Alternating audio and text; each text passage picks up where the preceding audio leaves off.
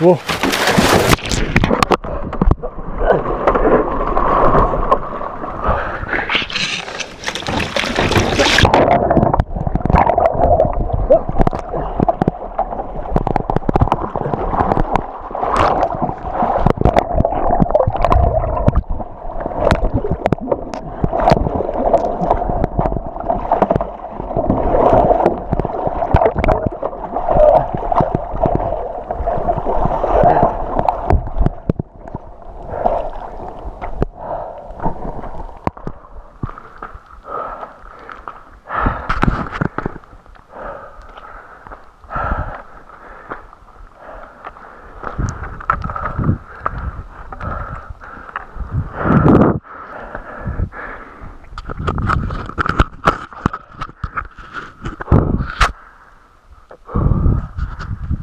C'est la première fois que ça m'arrive. Et là je suis tout seul. Oh my god.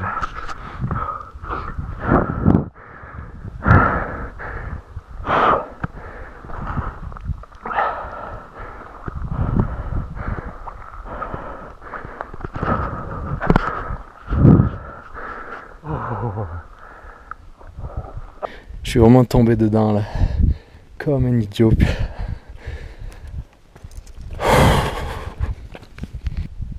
Il commence à faire froid là, faut que j'aille me réchauffer.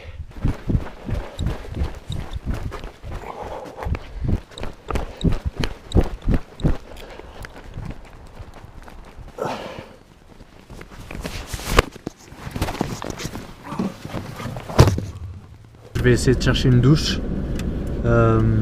J'ai cherché une douche et après je cherchais une buanderie pour faire sécher tout ce que j'ai. J'ai blasté à fond le chauffage, c'est pas très, en fait une bonne chose quand on a un risque d'hypothermie. J'ai perdu mon autre caméra, mon téléphone, mon téléphone qui est un peu la base de tout le voyage ne fonctionne plus.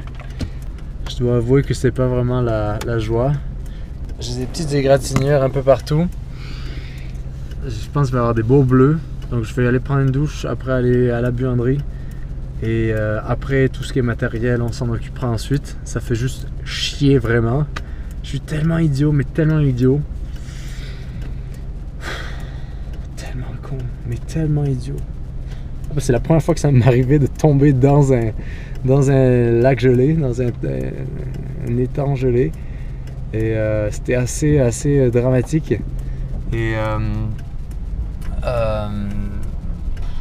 Et là je vais avoir une gros hématome ici là. Et c'est en train de gonfler. Ah, ça fait un peu mal quand faudrait que je mette de la glace. Ici là je me suis fait tout le tibia là. Je pense que c'est tout pour l'instant. Et ma caméra là la caméra elle est en train de déconner là. Je suis au magasin de location. Heureusement ils ont des petites douches. Puis pendant ce temps là ils ont aussi des sécheuses, lave-sécheuses, donc je suis en train de faire sécher tout comme ça, j'aurai rien à faire sécher.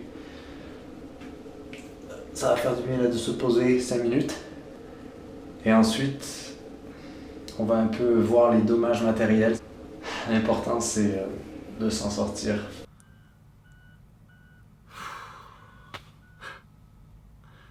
Vaut mieux rire de ces choses-là.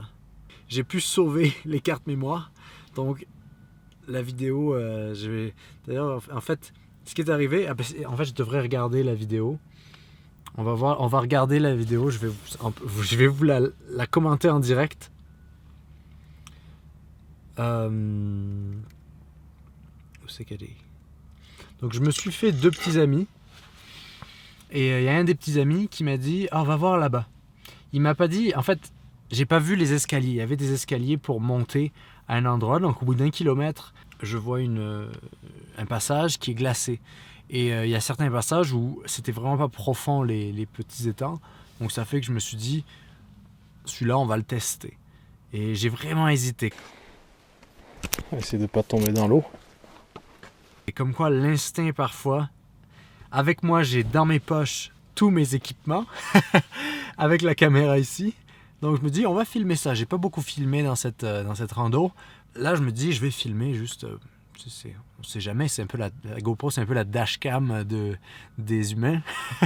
Et donc je vais sur ce petit bout d'eau. J'ai aucune idée à quel point il est profond, j'aurais dû taper.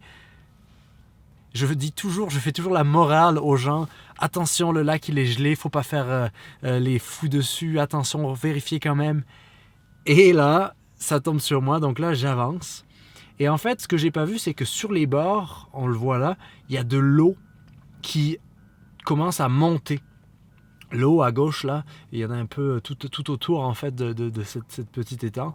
L'eau elle commence à monter et elle commence à recouvrir la plaque de glace et donc ça fait que la plaque de glace commence à se fissurer avec mon poids qui amène l'eau dessus.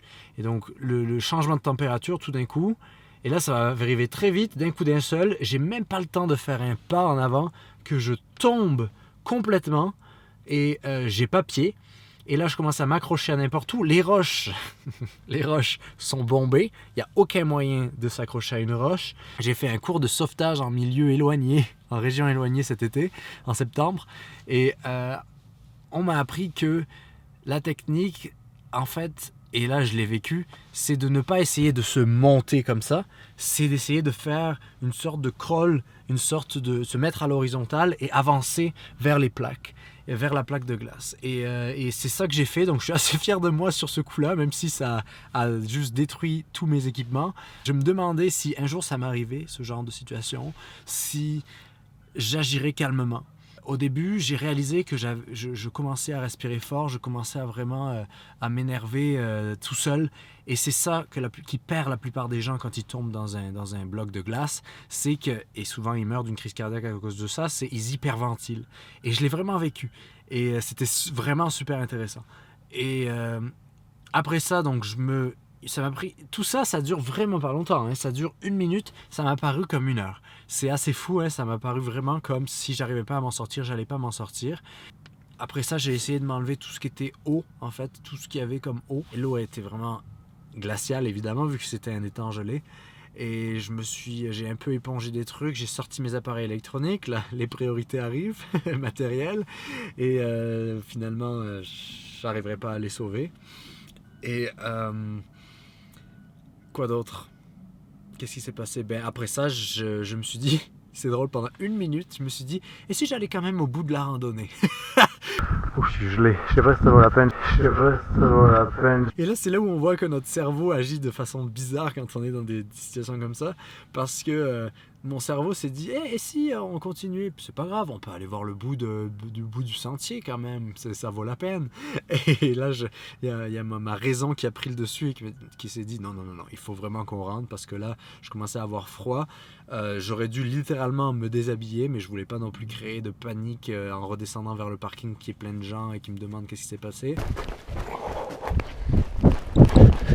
J'ai tout fait sécher, je suis allé au séchoir, là où j'ai pris ma douche, j'ai tout fait sécher au séchoir, enlevé toute l'eau, il y avait toujours de l'eau qui sortait. J'ai mis l'iPhone dans un sac de riz.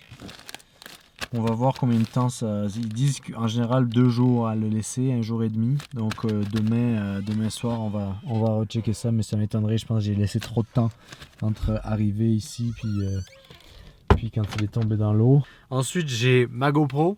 Alors pour une raison ou pour une autre, le Wi-Fi il clignote, je sais pas, puis elle surchauffe, elle est super chaude. Et pareil, j'ai réussi à sauver le footage, ça je suis super content. J'imagine même pas si j'avais perdu tout ce que j'ai filmé. Et malheureusement, elle répond plus.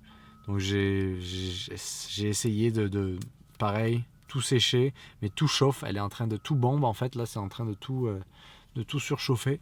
C'est drôle parce que ça m'était jamais arrivé d'avoir un gros bris de matériel. Ah si, j'avais perdu le drone.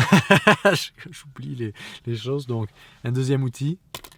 Et le troisième, le plus important, c'est ma petite caméra que j'adore. C'est une RX103 de Sony. C'est une super caméra. Le son est pas idéal, mais il est quand même... C'est une des meilleures caméras sur le marché.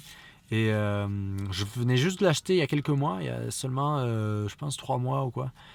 J'étais trop content d'elle. C'était la meilleure caméra. Et je l'amène partout. Puis là, il y avait de l'eau qui sortait partout. Elle a marché pendant 5 secondes après quand je l'ai enlevée. Mais ça, je pense, c'est son instinct de survie. Et Là, elle répond plus. Elle répond plus du tout. Puis elle est toute neuve. C'est pour ça qu'en fait, elle est toute sèche maintenant. Puis là, je filme avec mon autre caméra que j'utilise jamais, qui est ma caméra pour les entrevues et qui est plus gros en fait. Donc ça veut dire que tous les outils pour filmer ma vie en van, ils fonctionnent plus. C'est pas si grave, c'est juste matériel, sachant que j'aurais pu me faire beaucoup plus mal, j'aurais pu vraiment avoir des mauvais réflexes et tout ça. Mais côté matériel, c'est un peu ça fait chier parce que c'est vraiment tout ce que j'ai, c'est mort en fait. Donc je sais pas trop quoi faire. Je me sens super mal d'en parler, mais en fait j'y ai pensé pendant une seconde. Je me disais, il y a beaucoup de gens sur la chaîne YouTube qui me disent pourquoi tu fais pas des Tip Me ou des Patreon ou des choses comme ça. Puis moi je me sentais toujours un peu mal de demander de l'argent. Parce que c'est comme, tu sais, je fais mes vidéos, puis je veux pas non plus demander de l'argent. C'est toujours un peu intimidant et je me sens mal de le faire. Mais là, je me demande je sais pas si je devrais créer un Tip.me ou je sais pas quelle plateforme, j'ai aucune idée quoi faire. Pour peut-être financer, racheter les mêmes choses, dans le fond, racheter les mêmes choses. Et ça pourrait être une façon de financer le réinvestissement dans toutes ces choses-là. Mais à la fois, je me sens mal de le faire. Donc, est-ce que je vous demande parce que je veux pas non plus que les gens se sentent... Parce que je sais que les gens veulent aider souvent. J'adore ça. Mais je veux pas non plus... Je me sens toujours mal, en fait, par rapport à ça.